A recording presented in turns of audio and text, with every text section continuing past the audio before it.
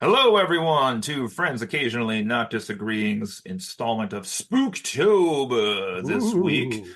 Talking about a retrospective of a movie that turned the short age of 25 this year. So we'll get to that in a minute here. This is Cody. Does that mean Leonardo DiCaprio is never going to watch this movie again? Oh, Oh, I don't follow that. What's the joke there? there's a joke that he Oh, the there's one in 25-year-olds? there. I gotcha, Yeah. I gotcha. Mhm. Okay. I was like, is he linked to this movie somehow? I don't. Okay. He played the witch, man. Um, yes, with me, this is Cody, and I have Brett and Bomb Tombadil here today with me again, aka Joe. We may have Hello. a crash in later on as this goes on. We'll see. But let's check what everybody's been up to here for this big Spooktober episode. Let's go over to Brett since we kept him in waiting room purgatory a long time tonight. What you been up to, Brett? First off, it's a month between September and March, which means there's a good chance I have a lingering cough currently, which I do. So, um, apologies in advance if I cough on air, which I will keep my finger hovering over the mute button to prevent that. But yeah, that's last week I've been fighting off. I probably had like 60 or more Hall's cough drops in the last 3 days. Oh my gosh. I just there's always constantly one. I'm just trying to keep this at bay. But Your um, blood menthol content is over the legal limit. yes, I probably had like 10,000% of my sugar content the last few days. But in other news, we actually didn't get through it because kids. But today we started watching the movie Terrifier. As it, obviously we were watching spooky movies here lately, but like I say, I haven't finished it, but it's been pretty good so far. But I was going to mention that like there already has been a scene that I'm fairly certain I've not witnessed anything quite like that before. Which for that reason alone gives it a few extra points for doing something a little bit original there. But the character, this Art the Clown character, is really is pretty unique for like a slasher. The movie itself is pretty standard kind of slasher movie, as a lot of them are in that genre. But the character does kind of feel like it stands out like as his own identity from the other ones. So, yeah, hopefully we finish that up soon. And I'm not sure they have like 3 or 4 movies in the series now. We'll Yeah, I probably end think up third one just came out, I think. watching those again. But and the other thing I was going to mention quick is just a congratulations to Ozzy finally making it into the Rock and Roll Hall of Fame. I think today that was. Oh, Nice. Made it in as a solo act. They inducted Black Sabbath in 2006, which, as I understand, they had been nominated like 6 times before that, so it took us like 7 tries to get them in. But I mean, hey, what are you gonna do? You got people like Dolly Parton, Missy Elliott, and Whitney Houston in line ahead of them, so they got to get in first. So it's just how it goes. But yeah. How dare yeah, you throw shade at Dolly Parton? How dare she throws you? enough That's where you shade drew on. the line, huh? She throws her own shade on her feet at Oh. noon. Also, in fairness to Between the Dolly, hours of 9 and 5. listen, in fairness to Dolly Parton, she was also confused as to why she was inducted into the Rock and Roll Hall of Fame and subsequently recorded and released her first rock album because she felt like she needed to do that if she was going I to be in had the Rock not Hall heard of of that. Fame. Wow. That is a true thing that happened. So Is I'll have to that look into that. the don't album don't with blame Miley Dolly. Cyrus? She had a bunch of like guest musicians on it, so I don't know. Oh, didn't Yeah, Miley Cyrus just make an album with somebody? I hate could have Miley been. Cyrus, so I I don't know. wouldn't know. As you were. To be clear, I have nothing against Dolly Parton. I think she's great, She is a national treasure, you son of a bitch. but but Rock and Roll Hall of Fame, I would disagree with. That's fair. That's How about you, Joe? What you been up to? that's fair. I started a new job last week, and I don't know if I should really say what it is because I'm working for the public in a government position. But um it's been freaking exhausting so far. I'm hoping that as I kind of get the hang of things, it'll be a little better, but um On the plus side, it's not the job I had before where the company was actively dying for the past like 2 years. So I recommend trying to make some changes if things aren't going super well in your life or your job, Justin. Other than that, I really haven't been up to a whole lot. I did want to mention my wife and I actually just last night, in the spirit of Spooktober, decided to revisit a classic film which I don't think she had ever seen before. Um, it's a movie that is a few decades old at this point, and I was going to try to do a thing suggesting that it's our main subject, but it's not. We watched Alien, which I had seen a few times before, but it had been a couple of years, and she had never seen. And I have to say, the movie Alien, the first one, is directed by Ridley Scott. There's a reason that it's known as one of the better films and better horror movies of all time. It still holds up. It's well acted, incredibly well shot. Like I last night I really a lot of the just like camera setups and shots, just the directing really kind of impressed me. Um and it's terrifying, but I mean, unlike other movies we might discuss, I can't say it does not feature any jump scares, but I think there's like maybe three jump scares in the entire movie Alien, and most of it is just suspense. And man, is it great at building suspense. So if it's been a while since you've seen that one, I recommend checking it out because it still holds up quite well. I should. It has been a while for me as well. It's great. Yeah, Cody, what about you? I think the last time I watched that was maybe for a film club that I showed it at high Nah. school. So it's been a little while since I've watched that one too. And I don't know. I know the kids have definitely never seen any of those. I don't know about Karen. I don't know if she has or not, but I don't know that I've ever seen the other movies past that. I've only ever seen the first two. Well, that's not true. So I've seen Alien, Aliens, and then Prometheus, weirdly, but none of the movies in between those. Hmm. None of them had the Predator. I've not seen, I mean, I've seen the Predator, or no, just Predator, I should say.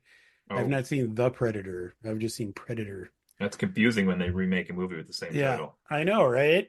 Or Crazy. like, one of them has a the in it and the other one doesn't. Oh, that's the It's worst. it's the worst when that happens. Yeah, What right. kind of lame franchise would do that? Like Avengers and the Avengers. We get it. Come on, let's.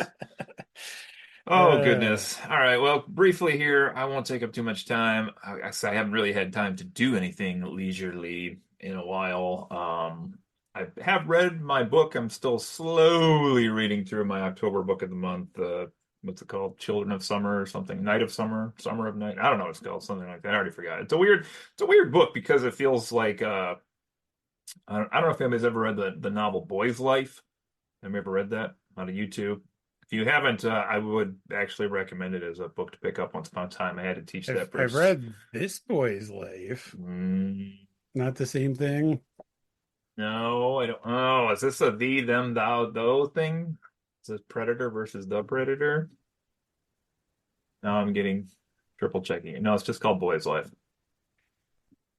Um, but it's very coming of age. It's very like, if you're into like the Goonies or things like that, like this novel would definitely intrigue you enough to keep reading, but it's like that blended with a pretty heavy amount of Stephen King mixed with which he himself I think also does sort of some coming of age, usually like older people going through some events, but mixed with like I would say like an author I don't typically read a book by, which is like somebody that uses like a weird I kind of am starting to actually not like it. The end of most chapters end with like a little one line blurb of like what's coming up in the novel yet. Like, but he didn't notice the figure in the shadows behind him or something like that. And I'm like, why does that need to be there? Like, I don't know. That seems annoying. It is a little bit. So I'm hoping, but I'm still enjoying it quite a bit. Beyond that, it's just been purely working on Halloween party and trying to get stuff done for that. We did decorate the house finally today, which is a little later in the month than we typically get to that, but we have that up now. And at this point, I think it's just all food and finishing up games and troubleshooting problems as we get everything ready for the big party here this next weekend.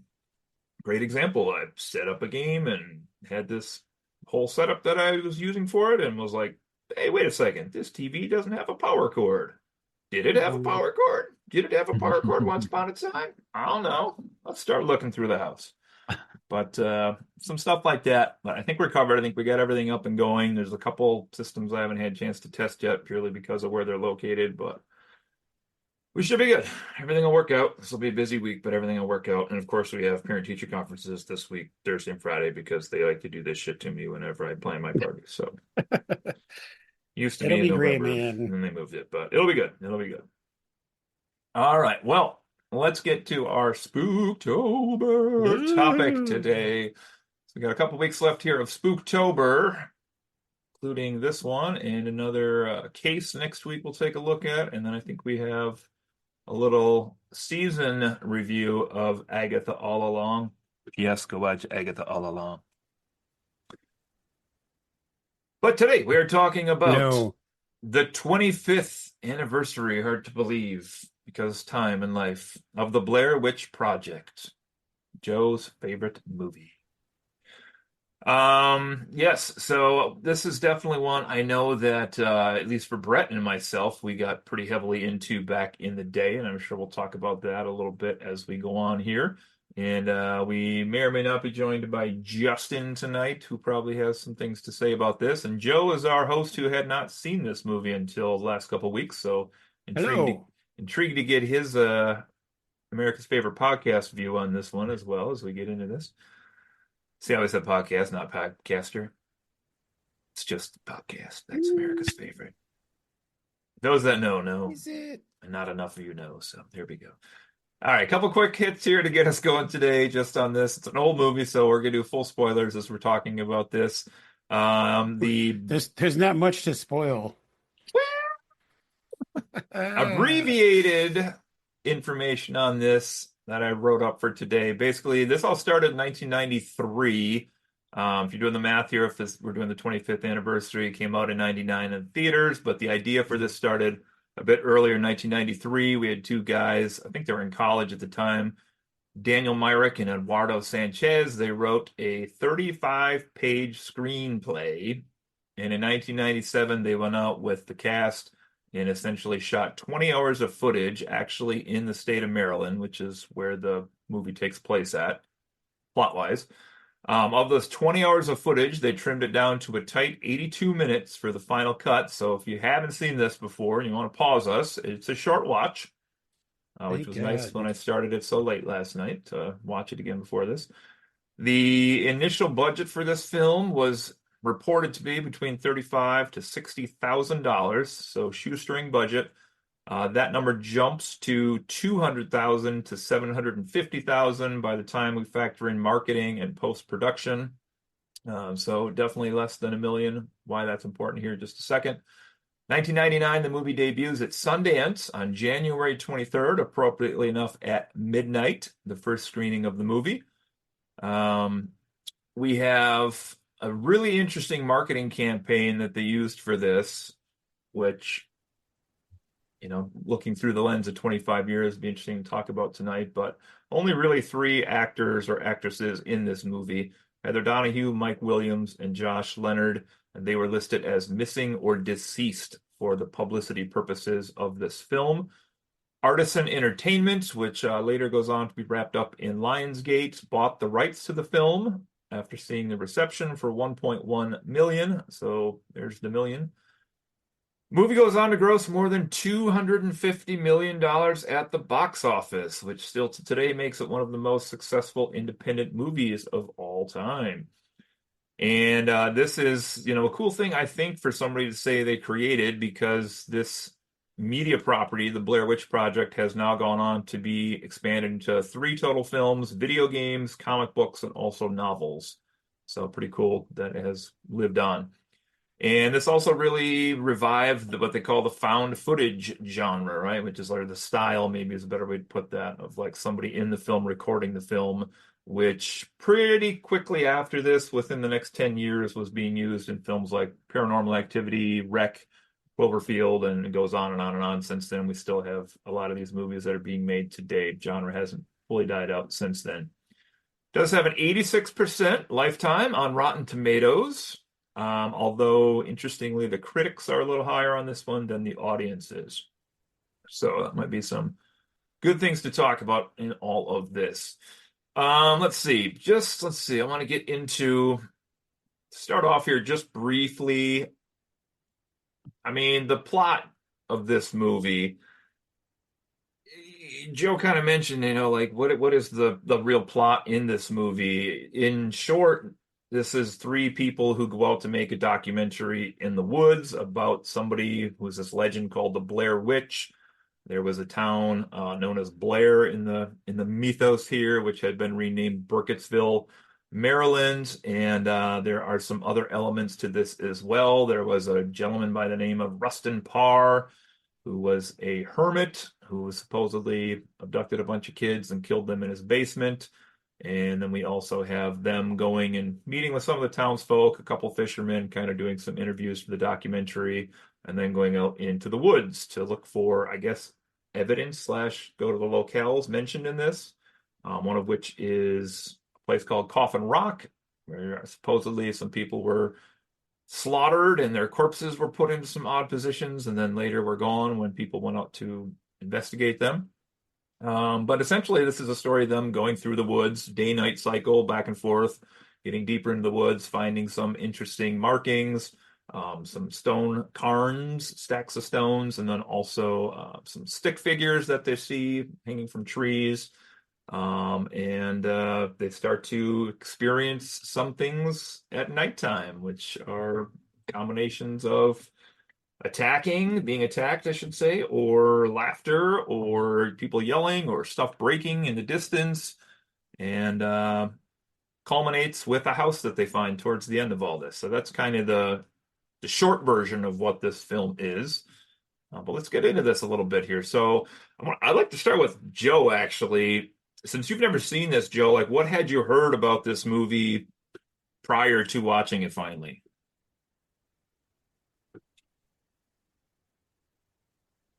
That's a good question. Thank you. That's why I'm America's new favorite podcast host. I mean, let's not tell lies here, Cody. Okay. I mean, I think you are you and Brett the same age? Is Brett a little younger?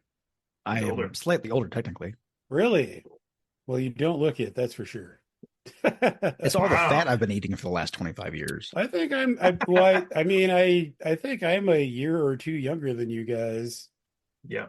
We're both 80. Um, but we're around the same vintage, and I say that because I was 16 when this movie came out in 1999, and I mean, I at the time it was like the talk of the town. Like everybody was buzzing about this movie.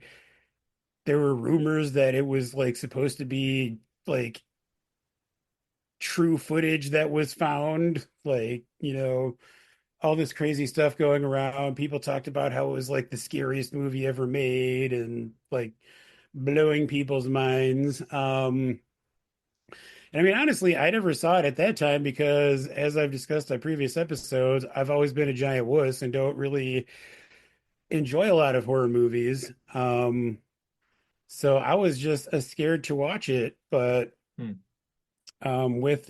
With this being the anniversary and us talking about, doing a podcast about it, I thought maybe it was finally time. But yeah, I mean, most of what I've heard, I mean, even in the years since then, people still talk about it being like super scary, and it feels like it was kind of this a formative experience for a lot of people around our age, but also this, highly influential movie. Like even not having seen it, I know that it did inspire, some of the movies that you mentioned, especially like the Paranormal Activities, all these other found footage horror movies that have come out since then. So it's it was hard to not be aware of its cultural impact, even not having actually seen the movie until recently. Nice. Yeah, Brett, what do you remember about back in the day when this came out? I remember a lot of just hype around it. I don't actually remember we must have seen it in the theater. Whether that was we went it was one of those trips that we took with the group of the guys, um, or who was there. I must have seen it in the theater though. I just don't remember actually doing it.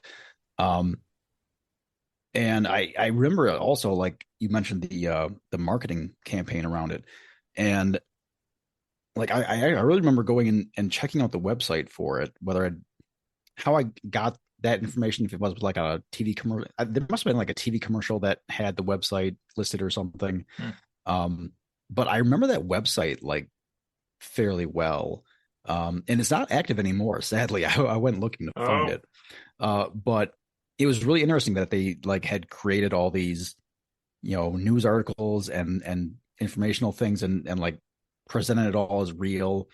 And it at that time it really was believable. Like it was, I would say I was definitely on the side of believing it to be a real documented thing and not just another film. yeah. Until like later on, it came out that it like confirmed that it was just created as a piece of fiction. But yeah, at the time I believed it to be a real thing, and that really kind of drove the hype up for me. I had actually forgotten about the website thing, but I remember like that it was almost like an ARG thing, like I guess around 2000 that because like Lost kind of did some of that too, but Hmm. the Blair Witch must have been one of the first properties to kind of start to, put secret stuff out on the interwebs Uh-huh. like that. Yeah, it wasn't quite as interactive as the Lost website, but there Yeah. was a lot of like, as I recall, there were like secret things on the website to Yeah. find. And I think it was Mhm. kind of trying to fuel the idea that, this is like something that actually happened. Yeah, I think, Brett, to answer one of your kind of questions in there, we definitely saw this in either Sheboygan or Alpena. I can't remember which, but Yeah. I posted today on Facebook. I remember I was, for whatever reason, in a car with Pat, Leo, and we were running behind everybody else that went to the film. I don't know if the girls went with us or not, but like when I remember when Pat and I got in, there the only two seats left were the front row, one seat on each side of the aisle. So I was on the Oh left yeah. side and he was on the right side. I remember that still. And like you can imagine like the jostling footage in this at points and then like craning your neck up to like look at Oh. this on the big screen. Like he legit got sick about 20 minutes into the movie and like went to the bathroom. I don't know if he ever came Mm. back or not, to be honest. I was gonna tag him on Facebook, but it does not appear that that is possible for reasons. So, yeah, but you're all right here. So I saw it described on a website today that this was like essentially viral marketing before a company had the tools to actually do viral marketing. Hmm. So yeah, the website, and I don't know if I ever went on the website, but I was reading somewhere today and I didn't know apparently they did screen an actual mockumentary on the Sci-Fi Channel that came out before the movie, like in June before the movie about the legend of the Blair Witch, which it's funny because while most of the stuff on the Sci-Fi Channel is bullshit, it's presented as being real. So the fact that or maybe they tricked the channel, I don't know. It's just kind of weird that they would go along with the small marketing gimmick of this company to put out some mockumentary about the Blair Witch, unless they researched it and found the same stuff that was out there. I don't know. But yeah, really cool ideas here for the marketing campaign. I was even reading on a few sites today that at the early screenings for this, they would have somebody stand at the door and actually hand out missing posters of the three kids with their faces to like Eh, totally pass it off as like, if you see these people in the film, please let us know. And nice. I had not heard this one before. I don't remember which website I saw it on today, but somebody claimed, at least, might have been on Reddit somewhere, but somebody claimed at least that the company sent some unlabeled VHS tapes of the movie to like 40 college campuses with like no explanation to just get it out I there. I had That's really heard cool. I heard something about that recently. Like someone was recounting having seen this before it was released, like in theaters, and like thinking it was, it was like this weird underground thing for a minute. It's kind of wild. Yeah, it is kind of strange. So it does seem like they screened this at some colleges way before it came out in the movie theater, which is um it's an interesting, idea in today's world to just be if somebody did that today, the film would just be probably pirated and online in like 10 Oh yeah, seconds and that the would entire destroy world the would box have seen it office. within a But week. yeah. So it's kind of interesting. But I suppose back then when stuff was still relatively hard to acquire, it would have been an interesting way to drum up like word of mouth about this. Absolutely. All right. Cool. Let's see here. So let's chat a little bit about some different aspects of the Blair Witch Project. And let's start with, well, got a couple different things in here. Let's stick with the plot, I guess, first on this. So Joe in particular, but then we can chime in on this also. Did you find that this movie, quote unquote, did make you scared, or was there just not enough in here to make you scared? Yes.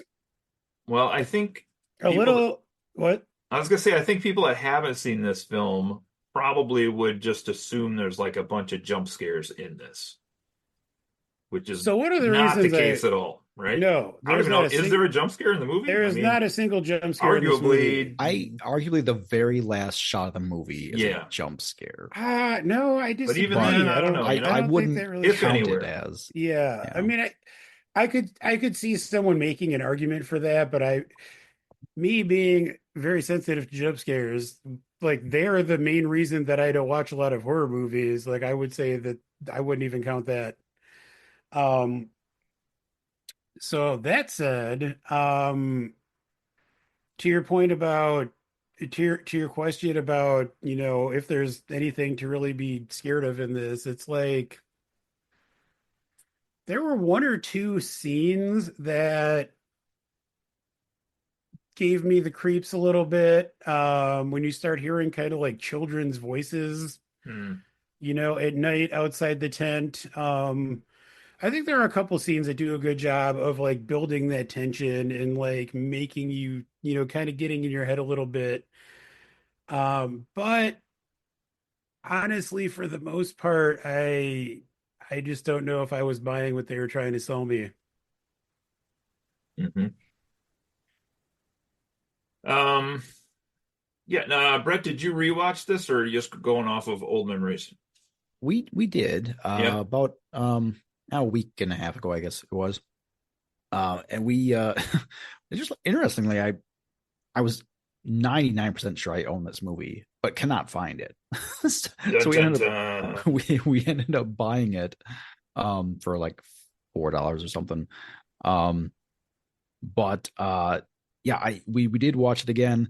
I did have to like kind of convince my wife to watch it because she was not a big fan of it, but she kind of grudgingly agreed to watch it with me. So Yeah, Yeah. I should say my wife had seen it before, and in her mind, it's like it was one of the scariest things she'd ever seen. So she was hesitant to rewatch it with me. Hmm. And I don't think she was as scared as she had previously been of it, but I do think she was more scared by it than I was. Interesting. Okay. So she already had kind of the idea in her head that it was, and then Yeah. yeah, I apparently misheard my wife because I was asking her at dinner tonight if she had seen it, triple checking, and she said no, and I was like, oh, I thought you said you did, but so I tried to watch this with my daughter who's 13, but she fell asleep halfway through the movie. We started it fairly late, to be fair, but still. Um, Me too. yeah.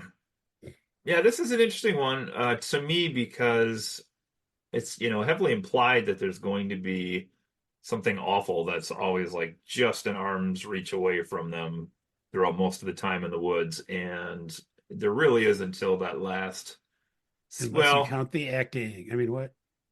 oh, we'll talk about the acting. Um, there's really not a lot of scares in this. It's just them kind of reacting to things that are happening to them, but the tension seems to be there the whole time.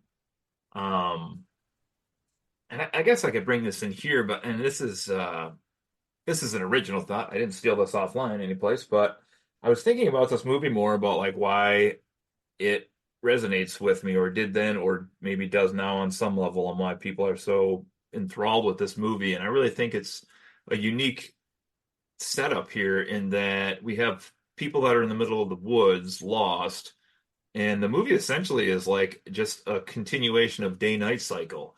And so I started to think about like both of the times really let the actors in this movie go into like a different fear that I think we as people have. In the daytime, it's very much like here we are in this 99, but it was supposed to be about 1994, I think, when they were in the movie. And like that was definitely a time when you could still get lost pretty easily in the United States. Electronics weren't as good as they are now.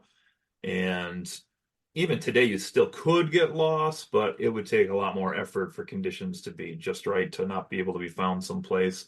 But I think that's probably a fear for a lot of people is to be out in the woods. And we know the woods are very common for horror movies as well. Like it's just a mysterious place, especially when the sun goes down. But it's the day cycle is really them like being lost and then also like this continual breakdown of like their psyche for the longer they're out there and they don't have food and they're just isolated and they only have each other to rely on and it's just like And stupid Heather's got this stupid map that she can't stupid read.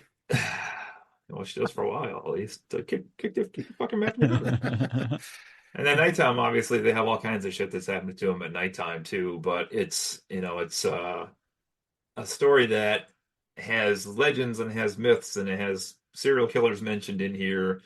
And I really think at its core, this is a story about these three people that's like how they just continually break down as people. And it's like this, again, my thought here, of it's like a juxtaposition of half the time they're in the day blaming each other and like at each other's throats. And then at nighttime, like they have no one else to rely on except each other. So it's like in the daytime, they're yelling at each other. And then at nighttime, it's like they need the companionship of each other.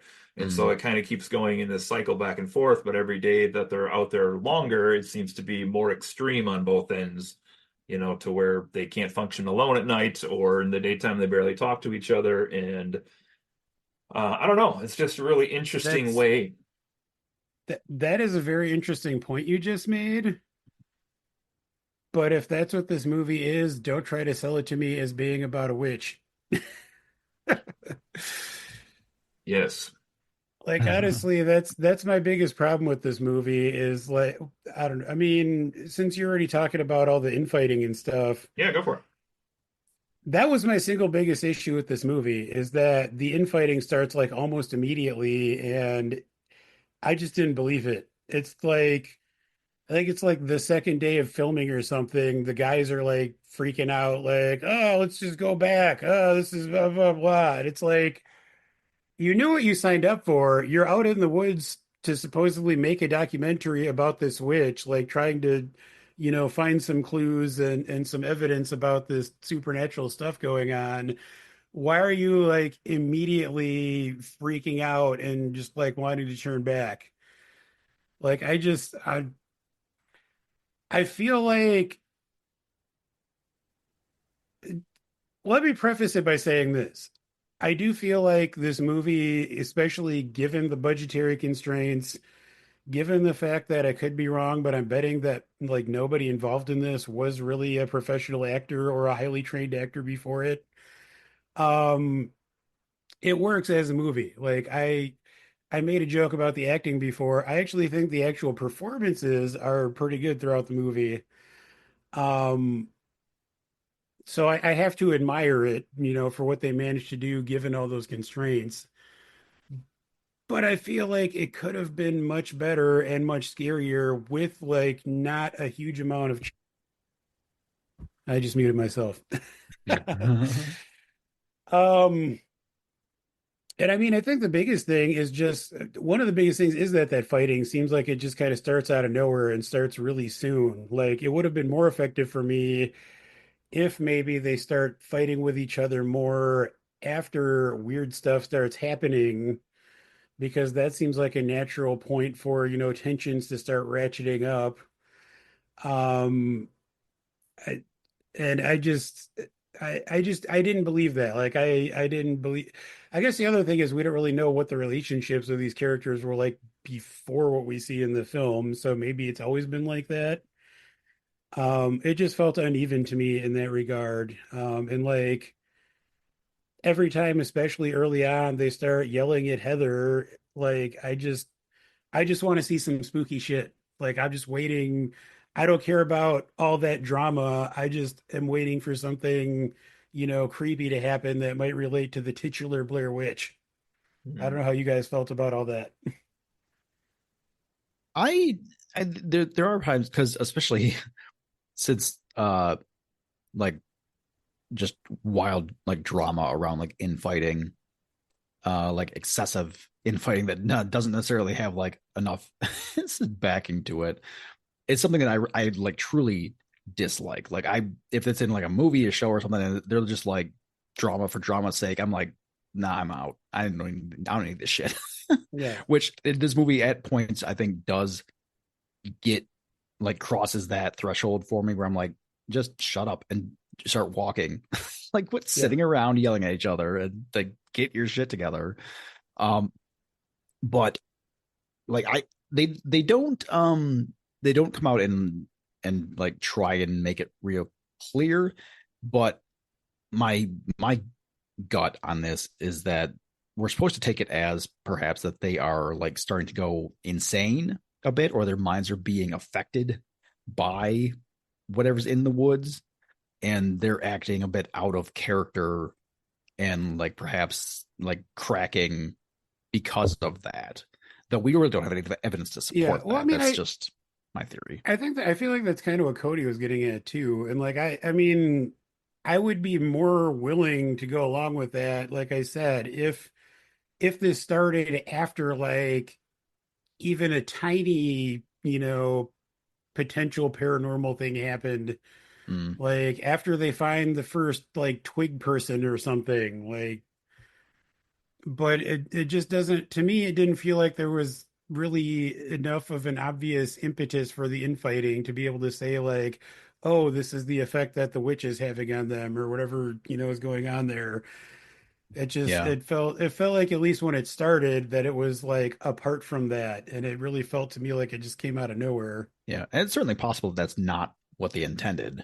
Because Yeah. if they if they had intended that for the case, it seems pretty easy that it could have worked in some sort of like um some like just a quick brief moment where like a character does something that's like obviously out of character, and the other character's like, whoa, what, hold on, what are you Yeah. doing?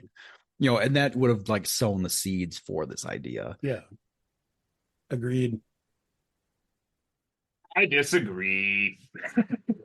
No, I don't know. I just think this is really like Joe, you're so afraid of scary things. I just feel like if we were to like backpack through the woods, you'd be like, maybe we could begrudgingly get you to go along with that. And then if you were like, I don't know where we're at, and then we're like out for a couple days, and you're like, okay, you start thinking about all the stuff back home. I just feel like people would get a little paranoid to be out there, especially if you have two who seemingly have no idea how to read a map or where things in the woods are. Like it's a great example. So when I taught the freshman seminar class that I taught over in northern Michigan. Like we took the kids out on a field trip to Dead River one day, and like the amount of kids who were like genuinely scared to like be out there for the day because they were like from someplace in a more city setting, like was I was like, what are you scared of? And they were like, I can't like see like houses and people and cars and like I don't like this. And we don't know a lot about the characters. You're right there. I think we're to infer at least a little bit at the beginning that Heather, picks up Mike through like some ad or something because it seems like when they go to pick him up, she's like, this must be Mike. But it Yeah, does seem he like seems like Josh new. and her maybe have some kind of relationship. I don't know what. He has access to the cameras and she has the desire to go do documentary. I guess that's about it. I don't know, but Yeah, a couple more elements to like set them off probably would have been good. I would agree with you there. Also, well, yeah. So Joe, you mentioned the acting job. You actually thought was pretty good then in the film. I did. Even like honestly, in the early segments where they're kind of interviewing the townsfolk, like I'm assuming those people are like not actors at all. Like I would assume those are just random local people that they talked to be in this movie. Correct. So apparently the only people that had any sort of like acting experience were, I think, the two they interviewed at the river that were fishing, Okay. but everybody else was just a local that Yeah. they talked into the film. So But like honestly, everybody even in that segment, I believed it just being, local yokels, like just, yeah, people living their lives. And I the mean little it's kid who was like covering her yeah. mom's mouth when she was talking about spooky I thought stuff. that was hilarious. And I mean, as far as the main trio who like make up most of the movie, because of some of the stuff I mentioned before with the infighting not really working for me, I don't know that they had, I mean, I guess I don't know how much of this movie was improvised. From my understanding, a lot of it was. So I don't know if they always had like the best material to work off of, but for the most part, I thought that the actual performances were pretty good.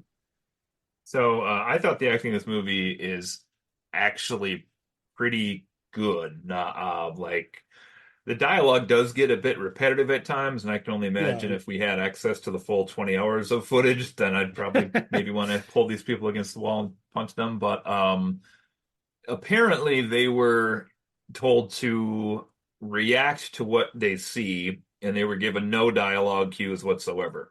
So the movie is Wow. essentially entirely improv, and I didn't know this until researching it, but I guess what they did for the film was they gave the three actors GPS coordinates that they had to arrive to by evening. And so it said essentially what they did was purposefully make it so these three people spent like literally 12 hours hiking that day to get to where they needed to go to, purposefully ran them out of food as they were out there. And then also when they would sleep at night in the tent is when they would, come on set or whatever and shuffle this tent up or like make noises in the woods or whatever. And they were just all kind of reacting to what they find at these places. Like when they find the stones, they find the stick man. Like they didn't know any of that was going to be there. They just kind of walked up to it and they're like, "What the fuck is this?" And then the dialogue comes. So, but Weird. again, I do feel like that's 25 years gone by. So how much of that is accurate? I guess you could put a little Mm. asterisk next to, but that's Yeah, could apparently the actual case. that's like But borderline inhumane, if true, Yeah. but an incredible way to get yes. honest reactions out of people. Yes, and it's funny you mention that because this movie came up again in 2024 when the three actors sued Lionsgate to say they were never paid for being in the film. Oh no. So I don't know why they waited 25 Well, years, but they're legally dead, so well, that's true. It's true. Should have read the fine print. Apparently, they got a small settlement out of the deal, but yeah. Yeah, I agree though. I just think really like they do a pretty good job with improvising a lot of things. Dialogue wise, yeah, I mean you can yell Mike out 100 times or whatever you need to do. Like there's some parts there which probably get a bit repetitive and maybe they're trying to be in character or whatnot. I think I read something about Heather said her character she was trying to play was like self-confident about everything, like except when like chaos happens out of her control, then she like basically loses how to react or something, or like falls into herself or something was like her motivation for her character. But it sounds like they made a lot of it up themselves as they went, so pretty cool. Okay, let's see what else we got here. I wanted to ask you guys, what did you think of the use of found footage in the film? So basically, we have a couple different types of cameras here. Which one of which I didn't even realize till I was reading about this, even though I just watched the movie.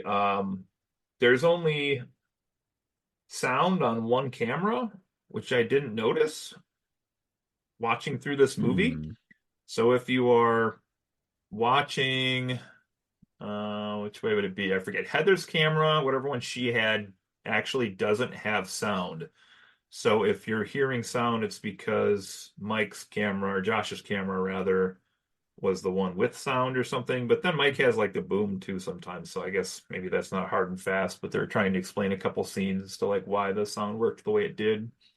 But kind of interesting. So this was a real issue for people when the film came out, and found footage was still relatively new at that point. So like, there were people that were, like I just mentioned, our friend who genuinely got sick to his stomach. I had a ton of motion sickness issues when I was a kid. Like, this movie doesn't bother me, but I could see how it could bother people to like try to follow the cameras. It's going all which ways. Just any general thoughts on that? Did you like the fact that this was found footage? Do you think this movie would have worked if it had been like single cam instead of multicam? Or some people joke that they must have had the world's longest lasting batteries out in the woods with them, but I like to think they just had a lot of them in those giant packs they were carrying. That's fair. Yeah. Yeah, they did have Yeah. some giant backpacks. I mean, I'm trying to think of how this would look if it was not like, found footage kind of first person style. And I feel like for it to be effective, if you were to try to film it any other way, you would still have to be like very close up on the actors the entire time just to, capture the feeling of like um, paranoia and claustrophobia. So really I can't imagine shooting this movie any other way and having it be as effective. Do you think it would have worked if they would have had just one camera as opposed to the two they kept switching back and forth, the black and white and the color? Do you think I that mean, adds, or does it distract too much? I honestly feel like I could have worked with one camera at least until you get to the end. So I feel like the way the ending is shot, it's more effective maybe to have the two different perspectives with what happens there. But I mean, other than that, I'd almost felt cumbersome as a viewer to have them kind of like cutting back and forth between the two cameras, especially when for most of the movie it doesn't feel like they're really like seeing or showing anything very different from each other. Hmm. I think it, the one thing that kind of doesn't work about the found footage aspect of it is just the fact that to to have a film at all, they have to be filming at points where it wouldn't make sense for you to be filming, like that ending scene. Like, why the hell would you why would you still have the camera Yeah, running at that point? that's But fair. obviously you have to have it because otherwise the Yeah, the rest of the film doesn't have anything. But then something terrible happened. so logically it kind of it falls apart a bit, to do the found footage style. But uh overall I really enjoy it. I think it, like, I mean, well, if you look at just, Blair Witch 2 was done with a lot of not just regular studio camera stuff. And Book of Shadows? yes, um, as I recall, is that not correct? I believe you're right. I I mean, I've don't I never don't seen remember how it. it's shot. I And love that movie, and I know everybody else hates it, but that's a whole nother I thing. mean, it is definitely just like a traditional filming style.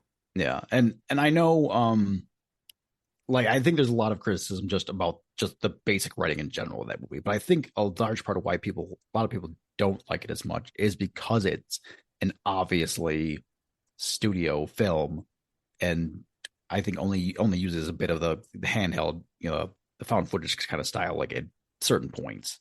Hmm. And I think for people it doesn't work as well. But You think those people like expected this style of Blair Witch for like a sequel?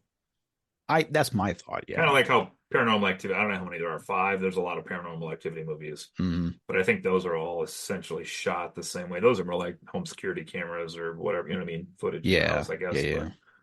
But those are, I guess, like first person footage, but I don't think they're like hand cam like these are. It's been a while since I've seen Sometimes they those. are. Oh, they are. Yeah, Okay. I've seen them all, but yeah. So there are points that are like handheld, but a lot of it is they add security cam type Okay. stuff, fixed camera.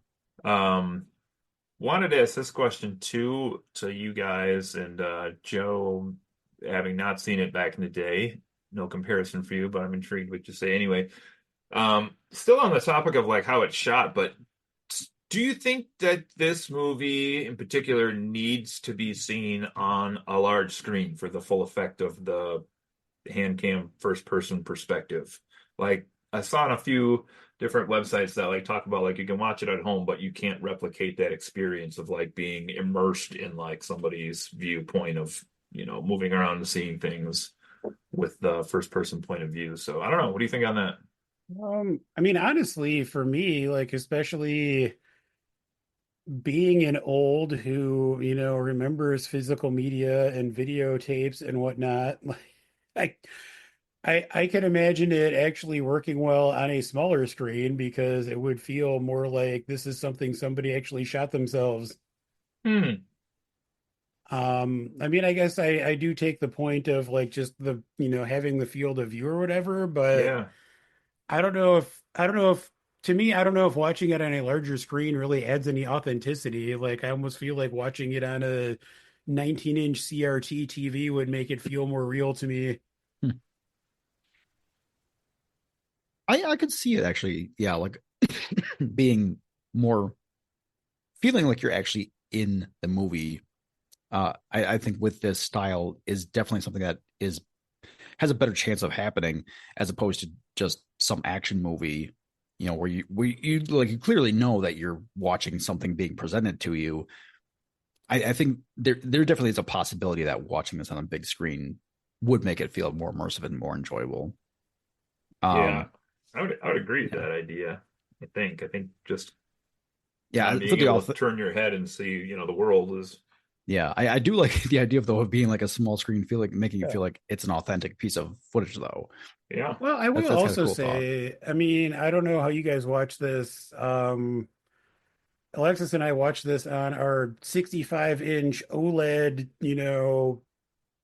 cutting edge 4K blah blah blah TV, and it looks terrible.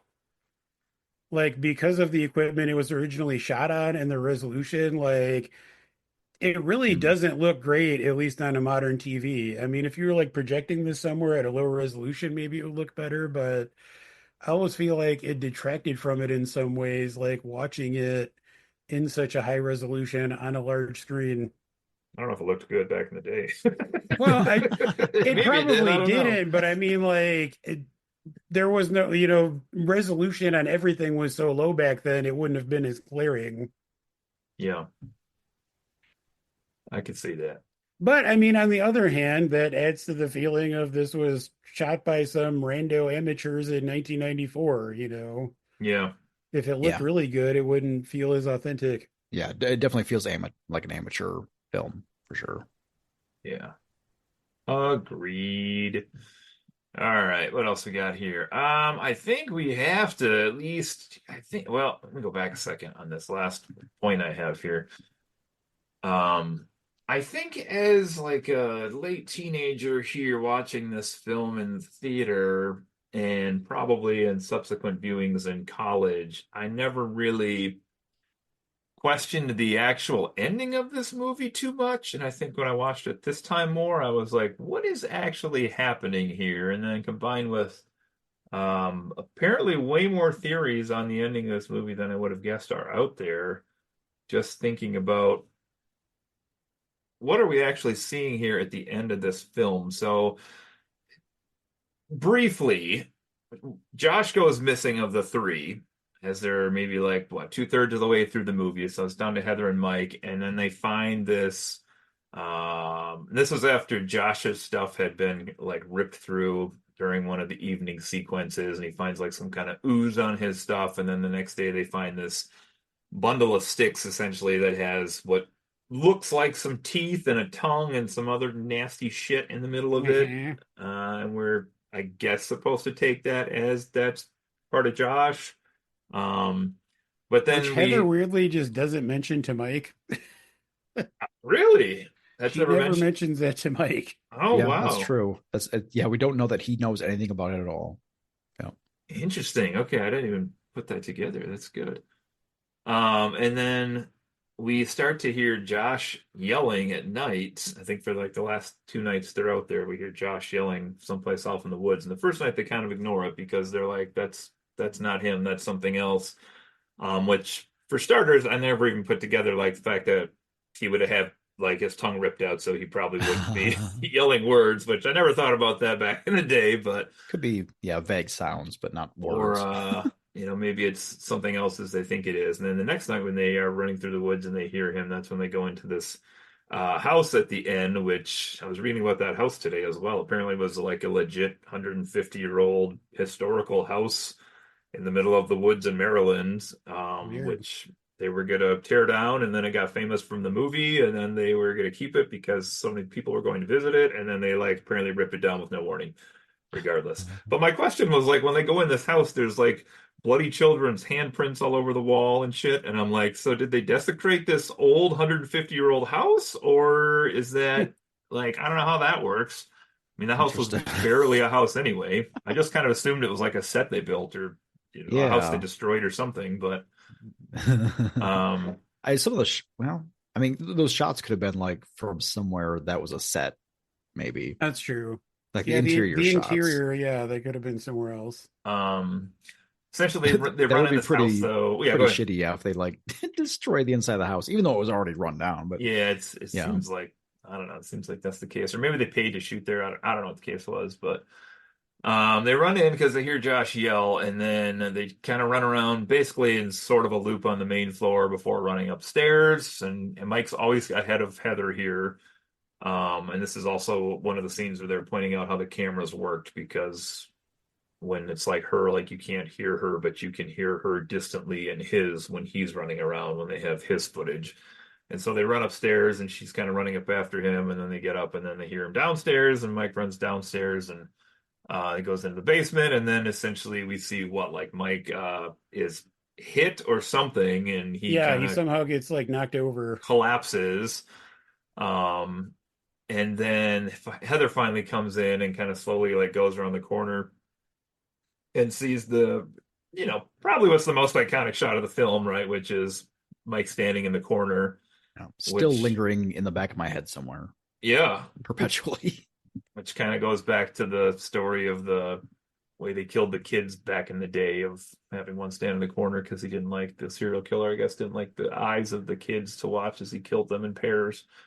And then essentially something hits her or something, she screams and the camera drops, and that's kind of the end of the film here. So this is all kind of interesting. So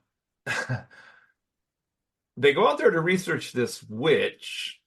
We have some kind of ritualistic killings at Coffin Rock, and then we have this house, which apparently is where this guy Rustin Parr lived, who killed the kids back in the day, in pairs. And this is, I guess, tied in with the bloody handprints on the wall and the legends of this guy and everything else in the town.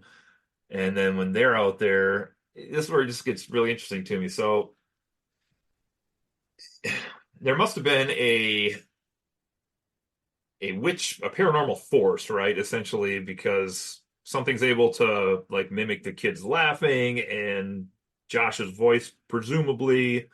And I guess if we're figuring out in the mythos of the story here, did the witch tell this serial killer guy to do this? Is that how this all started, or was he independent, or was this just like That evil? I mean, that's that's the thing that makes sense in my mind is that the witch was like either possessing or somehow like giving instruction to Rustin Parr, Mhm. because otherwise, why the fuck is this called the Blair Witch Project?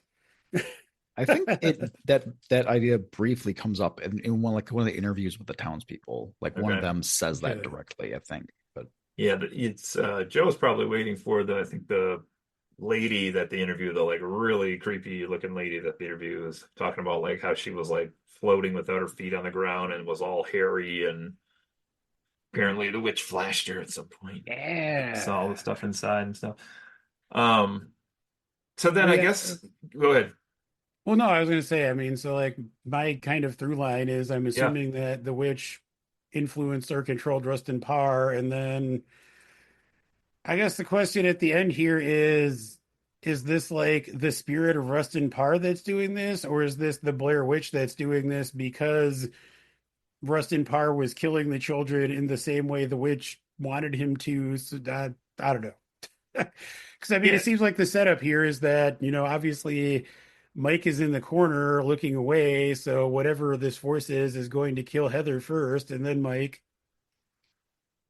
it's interesting because like something attacked Mike, which apparently didn't attack him physically enough that like he's unable to like stand in the corner, Right. presumably under some Gets sort up of fairly quickly. supernatural power. Yeah. Yeah. There's like a million people on Reddit that have this bizarre theory that he's hanging in the corner, and everybody was like, "No, he's not hanging in the corner. Like that's you missed the part earlier in the film." Filming wise, interestingly, they came up with this ending, I guess, like a couple days before they were finished with the movie, and then actually went back and added the little vignette about the story about the guy who made the kids stand in the corner. Oh. That So is that was interesting. all kind of added at the end there. Well, I But was gonna say, I mean, this obviously, as you guys said, this is an iconic ending, and like, Mike standing in the corner is an iconic shot, but like the impact of the ending entirely hinges on that earlier scene. And I could see, like, especially these days, if someone's watching this for the first time at home, I mean, myself not included, but like nobody pays attention to anything anymore. So if you're not paying attention to that earlier scene where they mention Mm. how Rustin Parr, kind of ritualistically did this with the kids, having one stand in the corner, you could get to this ending and like have really no idea what the point of it is and what's going on there. yeah, that's a really good point. Because I think they only mentioned that once. I mean, it would be one thing if it was repeated a couple times, like this was a recurring, Yeah. thing that happened, but I think it is only like during that one early scene that setup is mentioned. Yeah, I believe so. Yeah, I think you're right. I agree with Brett. That image probably has stayed in my mind. Just like because even at the end of this movie, they don't show you anything. You never see anything at all other than the three characters. It's entirely implied, like what's happening, what's about to happen, and just the kid in the corner. I'm like, oh my God. It's yeah. So this is all interesting, and then I saw somebody else point out too that said like Rustin Parr killed the kids in pairs, but there were only seven bodies There and was an odd seven number. piles of Yes. stones. So That occurred to me as well. somebody, I don't know how the timeline lines up, but somebody speculated that the old lady they actually interviewed was a survivor who had gotten away from Rustin Parr back in Mm. the day. I don't know how the timeline lines up, and I don't care enough to look it up. Um, but then I was just thinking as well, like this would be a really far stretch, but could could the killer at the end of the movie, and there were some people who took this in different ways as well. Could it be Josh at the end of the movie that's the killer? No, Based on why? but why would it be? Like that makes no sense. It does make no sense, but just hear me out here. If he was playing them going out into the woods here, and he could be screaming his own voice, that would explain all those parts of the movie. He could have like strewn his own backpack apart. That part would make sense. Um, Being the tech dude in the group, he could, I'm not had a okay. I'm not recording with saying the like I kids I'm not laughing or saying whatnot. it's literally not like physically possible that it was him, but it would make Yeah. no narrative sense that it was him. There's nothing in the movie to imply that he wants to actually kill these people, or there's just nothing to point you in that direction. Like Mm. No, what would lead you to that conclusion? in the movie, you mean? Watching the movie? Yes, in the movie. I agree, it would make sense. I'm just asking because I think like Yes, it is possible that he's the narrative killer, wise, I think but a I long would time be ago I wouldn't have really realized that fucking was mad if it was the as a case. possibility. Well, a lot of people online were convinced that it was Josh's physical body who was doing the killing He's at the possessed. end under the control of the witch. Yeah. That I I could mean, again, see. that's Yeah. possible, but again, there's nothing in the movie. We don't see him. There's nothing to suggest that in the movie. Yeah. But there's Well, there's nothing to suggest anything at all. So you Well, could I come know, up but with any. Listen, Cody, I don't know if you know this, but people on the internet have a lot of time on their hands. Well, true, but within the world of this movie, I'm just saying, like, Rustin I'm not Parr interested in was. spending any time reading into anything that is not actually depicted in the movie. I'm just saying a physical presence killed all those people. So is there a physical presence Do required we for know that? We this? don't know that for sure. That Rustin Parr killed the kids? Yeah. You think Rustin What if it Parr is was made just, up? well, what if it was Rustin Parr's house, but the witch actually just used it to kill the kids? I hope you put that on Reddit tonight, just to. Um, yes, this is interestingly just a movie that's, like I said, 25 years old, and people are still literally posting weird theories and things about this. Still to like, there was one from a few weeks ago that was pages long. People were talking about some stuff. But yeah, it's pretty crazy. And then we get the ending here with the footage that ends. Probably would have helped us as the audience if they had just shown us what the camera recorded past that moment. It's true. Yeah, then we could just saw what was going on in the room. But apparently it That, you conveniently know what? broke or That was something. the moment. That was the exact moment that the battery finally died. Oh, I bet you're right. That It is or the actually, wi- and that or the witch is familiar with recording equipment and just shut it off. I was It's gonna just like say if this exact movie was made today, that movie would have ended with somebody picking up the camera and like turning it around, and that would have been your jump scare moment at the end there. You would have got like yeah, some you're right. demonic face, and that would have been the end of the movie. Which, P.S., did anybody, Joe, I assume you haven't, but Brett, did you see the newer version of this or not? I I haven't. feel like I must have, but I went and looked at I watched a trailer for it and I didn't recognize any of it. So I'm not Okay. certain if I did or I not. did read somewhere someone said that version that movie is like all jump scares apparently. Oh, really? Yeah, which is kind of funny because again, there's not a single one in the original. Hmm. Yeah, that is kind of bizarro. Um, do you guys have any other thoughts I didn't cover on anything here this evening? Let's see here. For the notes. I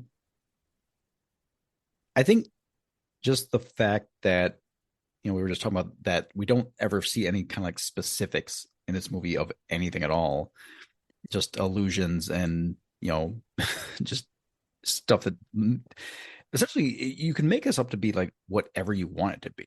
Like if you think it's the witch out there in the woods doing this stuff, you're free to do that. If you think it's like some sort of demon, you could do that. If it's aliens, you could do that. If it's just some hillbillies having fun, you could do that. Yep. That would be a scarier movie. So I think while on one hand, like not seeing anything actually scary, you could easily go back and look at that and be like, oh, this movie, what the hell? They're like, there's nothing here to like to get me scared or worked up or anything. But for the right people who let just kind of like let their imagination go in those instances, this can be like incredibly scary because it can be anything you want it to be, really. Yeah. I think there were some parts when I was rewatching this that I was like, well, this is a slower movie than I would have remembered.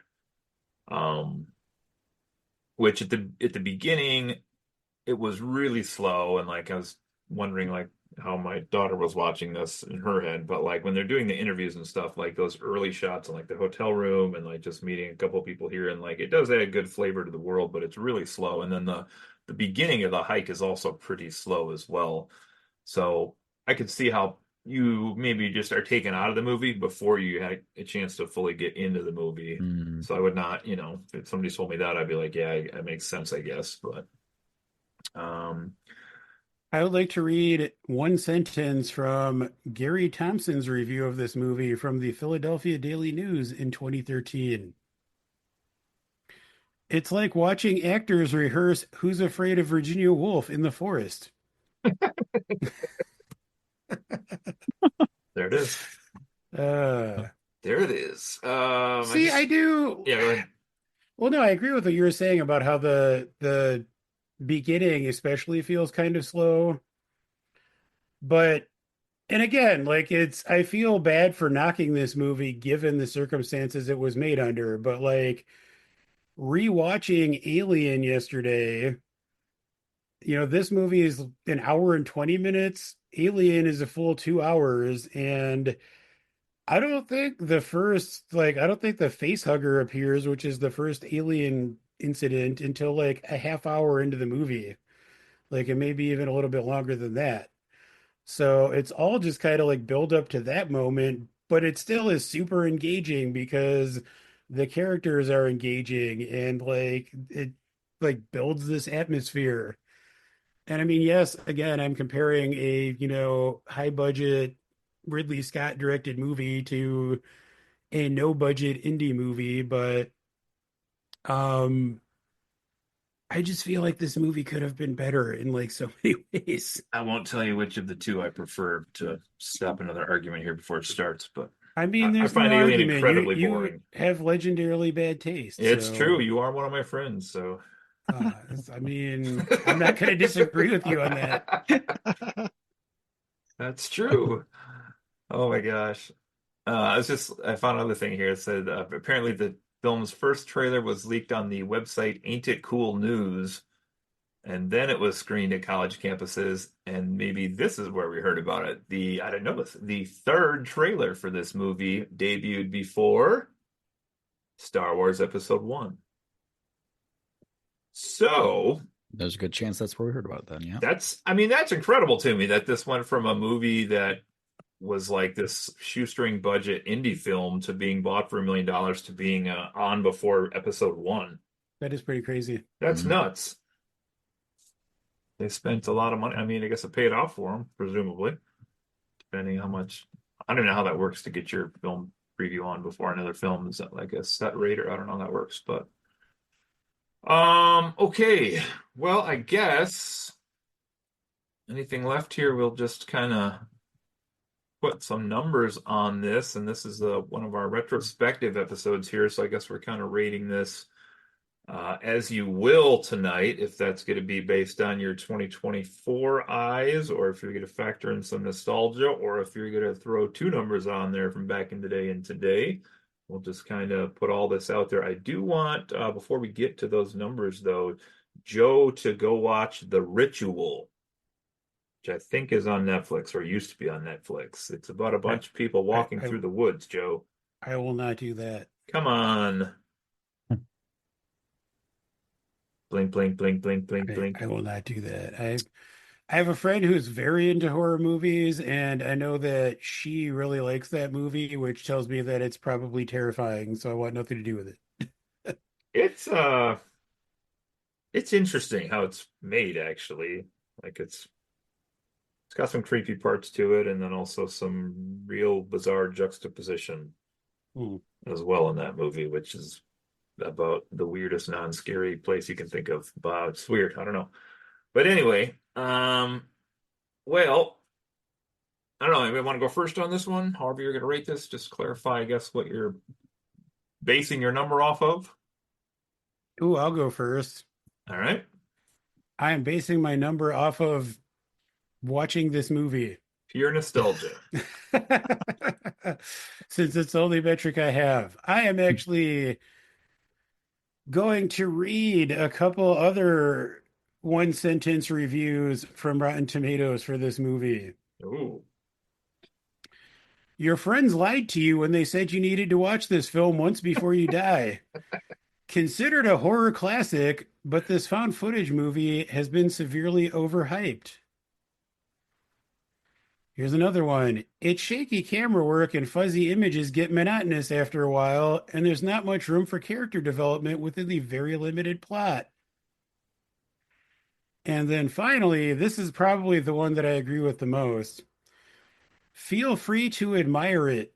As a cheeky, clever stunt, it deserves it. Enjoying it fully might be a bit more difficult. And I think that last one is kind of where I landed on this movie.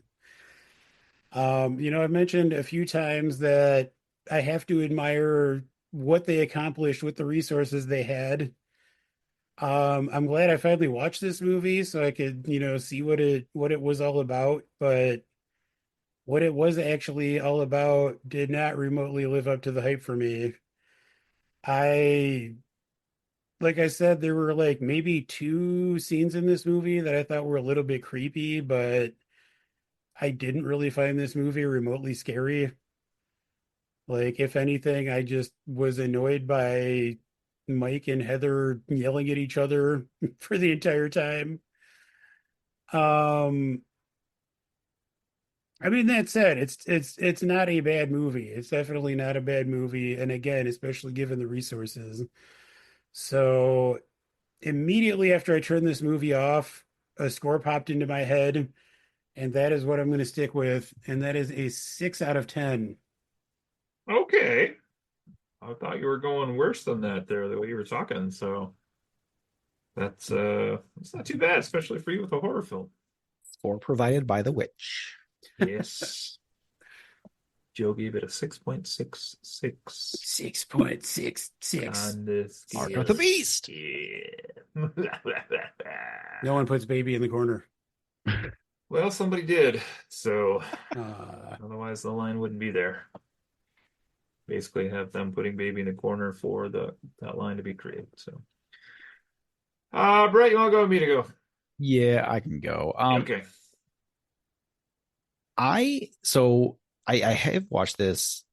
I would say probably at least a couple times since the original viewing, not counting here just a week ago or so ago. And it has for the last 25 years been one of those movies that has really stuck with me. It's definitely something I remember very well, and remember it for like fondly as like something from that time period that made an impact. Including we didn't come back around and talking about maybe you were planning on doing it. Go for it. Just the fact that we took a trip. I don't remember exactly everyone who was there at that trip, but it was obviously you and me, and I think Joe was there, I think. Joe, yeah, Joe, I think is very familiar. Maybe but Marin? Yeah, I think it was like might have been. Marin's relative was where we stayed, but we ended up like taking a trip, camping in the woods for one night. And I don't remember going on this trip. What are you guys talking about? Perhaps it was all the stick figures that were hanging in the trees in the morning, and you don't remember because of that. But, who put those up? I couldn't tell you. Yep. I certainly wouldn't have done it myself.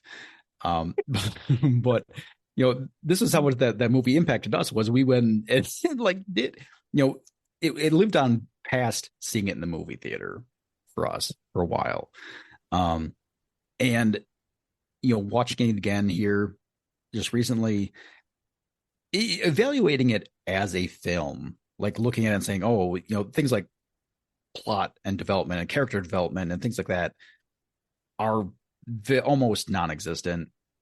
It truly is assembled more as like something you might see on like History Channel or something. It really is like a documentary. It's not a film that has a point A and point B necessarily.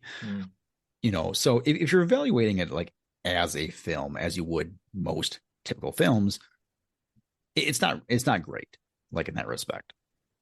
And as Joe said, if you go in with a certain mindset or maybe you're like expecting things and you don't get them, and like I say, we don't see anything actually scary at any point. It's all just inferred. Yeah. It would be very easy to give this like a very low rating. But I think one of the things, like I mentioned, the fact that we don't see anything, that I think it actually helps the movie hold up over time, because there's like no shot of like a witch that like 25 years later you go like, wow, that is really poor quality production of that witch that we saw. You don't have that. So I think this is a movie that potentially can live on for generations and people can experience and enjoy, because you can input whatever you kind of imagery you want into it and potentially get an experience out of it, that kind of moves you in that in that horror sense. Um, all that said, it like I say, it does still it gets me that scene when they like run out of the tent into the woods. Even having seen it several times, watching it again here last week, like it makes me feel a little bit tingly. Like you don't see anything at all. It's just the camera like running through the woods and you see nothing.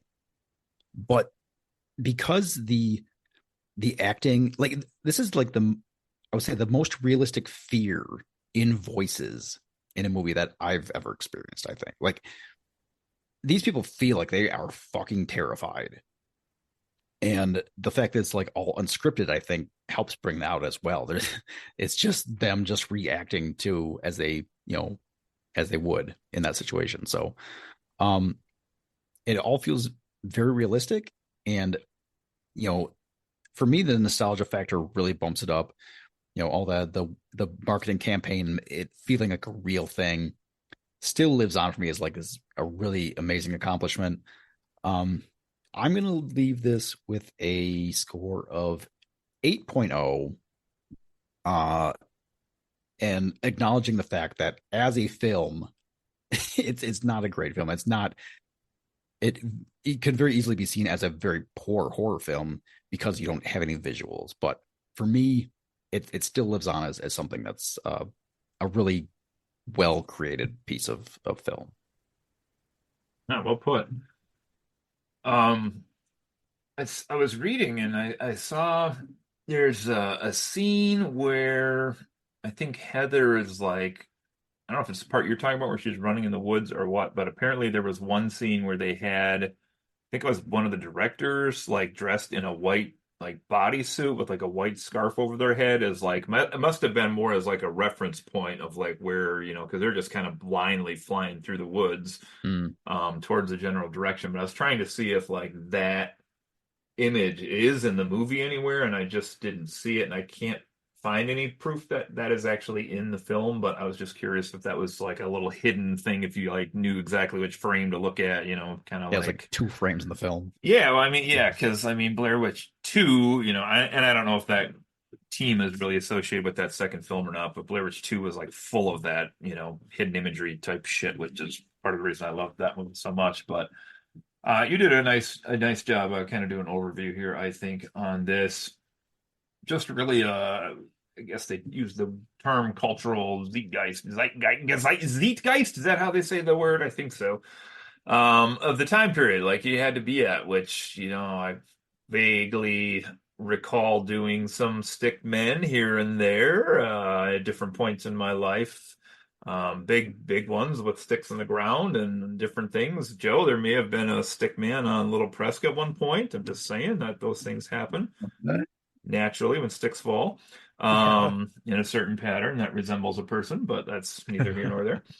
And yeah, camping, I remember doing some of those, as at least they popped up. I don't know if I remember doing it. They definitely popped up. But so yeah, it was definitely like a thing that I agree kind of lived on. Just I have the one of the poster images, just kind of Heather's face lit up by the flashlight as my background today, and that was just really another iconic image. Joe was doing a fantastic impression of the close up with the like, in the movie she has like this snot running down her face and the tears running down. So gross. And It is pretty yeah, gross. I agree, Brett, that that's really fantastic. I don't even know how you would test for that because it said they had 2,000 people come in to test for this movie that was like top secret. And I guess all they told them too was it was gonna be like a movie they were filming in the woods. Like they didn't even know that it was going to be like a horror film or what was happening when they Hmm. picked the three people. But I don't know how you could measure the three of them much, especially Heather, like how you could know that she could do that stuff basically on demand, when she's Yeah. out there basically by herself. Like that's pretty incredible to be able to act that way and seem so realistic, I think, as well, is just super cool. Definitely the like hype behind this and like the was it real, was it not real? I don't know if we'll get something that believable again, which probably also is Sounds weird to be like, it holds a warm place on my heart because we'll never know if three people really got lost in the woods and were killed ever again. But there is something to that. Like we just couldn't tell at that point. I don't know, there wasn't enough out there. The world was still a little smaller, I feel like back in 99. And it's kind of interesting too. I was just thinking with like AI and all of the ways that we can fool people with bullshit now, like it should be harder to tell what's real and what isn't. And it is in some ways, but I don't know that anybody's going to put out a full length motion picture and people question whether it's real or not, as it was back then. So, but there's a lot that's cool in this. I like the chemistry between the three people, and definitely there is some question, as Joe pointed out, on like, is there even like a real witch in this movie, or should this have been called the Blair Witch Project? I guess that's the name of their film, but to me, the acting is just so believable in this, and I think it's really more especially this last time when I watched it, it's more a study of like how the human condition can break down in the right situations, and I think that's kind of how I will think about this movie going forward now, with just like people pushed past their breaking point, and I think everybody can relate to having a breaking point, although everybody's breaking point is different, right? And I think that's why when you read about a story or hear like a news story about something, and some people might be like, well, how can that person like react that way to this one particular event? Um, we just all have different points where it's like this thing is affecting us and might not affect somebody else in the same way. I'm not sure something happened to Joe's screen right now. I'm not sure what's going on there. Are Really? you becoming Sauron? Sauron? Sauron? Sauron. Sauron. Sauron. No, I'm this is apparently what happens when I put a poster in front of my webcam. Okay, great for that. Yeah, fun times. Well, there's that. So yeah, all I what you got say bored of is listening to you talk, it's so it's cool. This is all unscripted, it's improv, so I Oh, think let's this start fighting, and then the witch is gonna start doing spooky shit. yeah, let's do that. Karen was telling me they did a Dawson's Creek episode on this. I didn't know that, so I was reading that there's a Scooby-Doo episode on this as well, which Hmm. heavily inspired by. That's This is interesting. good. This is hard to rate just because if I'm going to put one number on this from back in the day and today, like I was really intrigued to see this again, almost as a documentary, to be honest.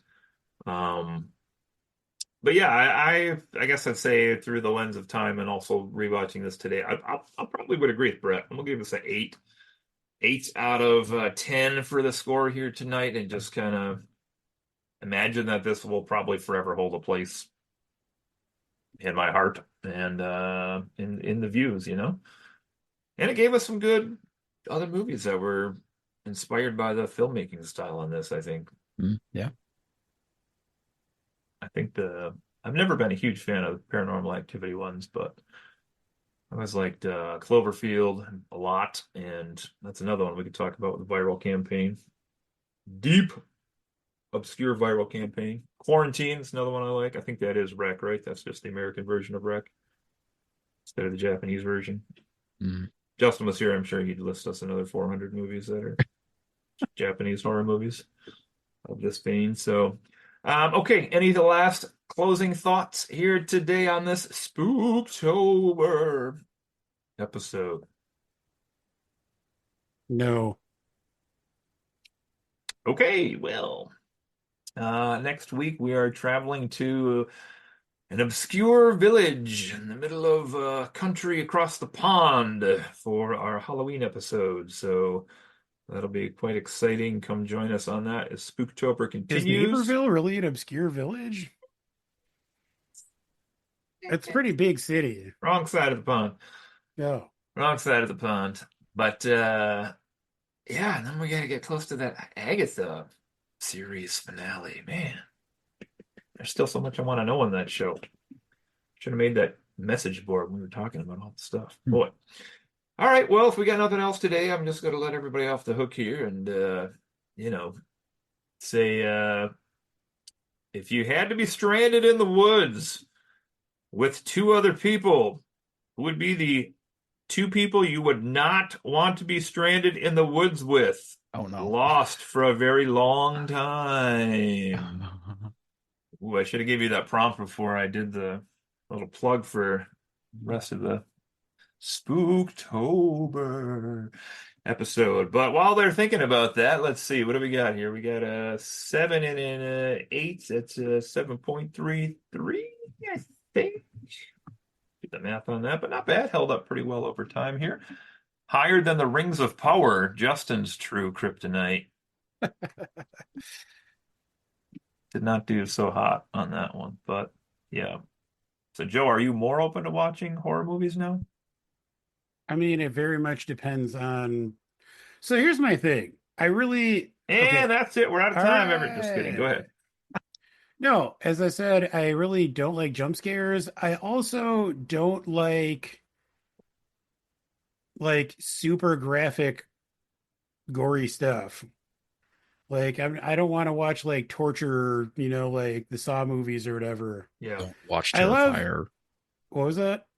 Don't watch Terrifier then. Yeah, that's what I've heard. I mean, I actually really like psychological horror and Blair Witch is kind of my favorite genre of horror where it's just like super atmospheric and like trying to be spooky. It just isn't spooky enough.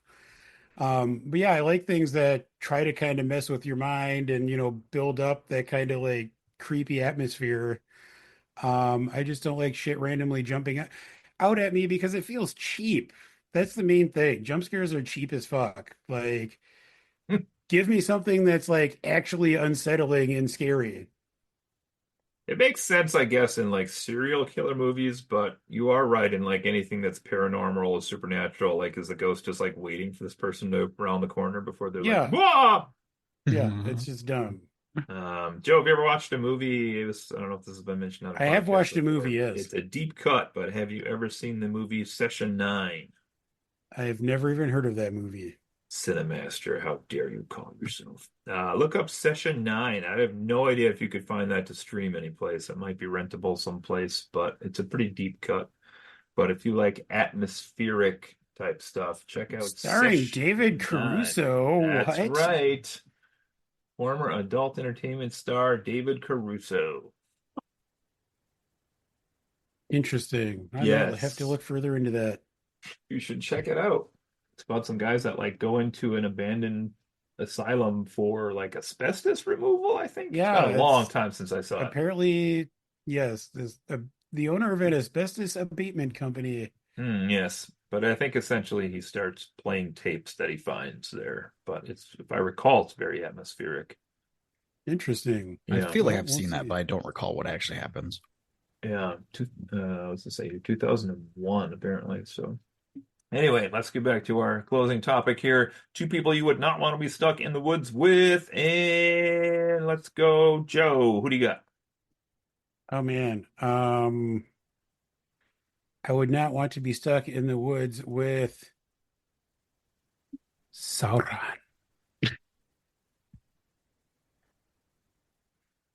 I would not want to be stuck in the woods with either the Dark Lord Sauron or, well, here's the thing. I was going to say Donald Trump and then I was going to say Elon Musk, Uh, but who knows what happens if we're stuck in the woods together. How are we supposed to take that comment? I don't know. Okay, I would not want to be stuck in the woods with Cody Fleming or the Dark Lord Sauron. one and the same. Sauron. Fair enough. Okay, Brett, who do you got? uh, I'm going to subvert your question slightly, take the easy way out, and say my kids.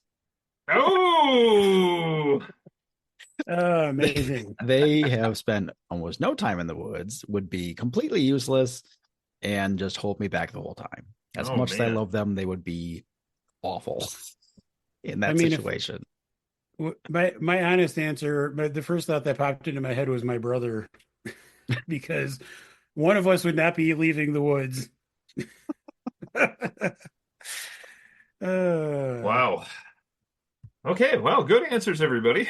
Anyway, can we just cut the last like 3 minutes out of this episode? Oh no, we're gonna keep all of your parts. Boo.